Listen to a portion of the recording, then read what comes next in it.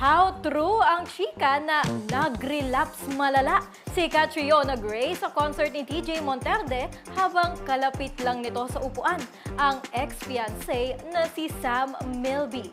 Chikang umaabante mula kay Ray Fresh Pumaloy. Naku. Eto na nga. Pinaiyak ko ni Sam Milby ang dating fiancé nito na si Catriona Gray.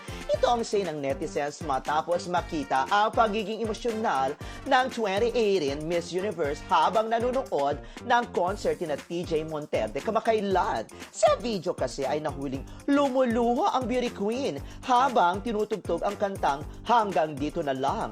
Present din pala si Sam sa concert at magkalapit lang sila ng upuan pero hindi raw nag-usap.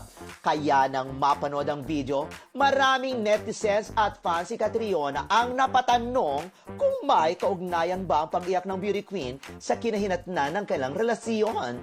Wala pa naman pahayag si Kat kaugnay dito. Pero hindi na iwasang malungkot ng marami nilang mga tagahanga. Hay! Ano to? Di pa nakakapag-move on? Baka naman di si Sam ang nasa isip ni Catriona noong mga panahon na yon.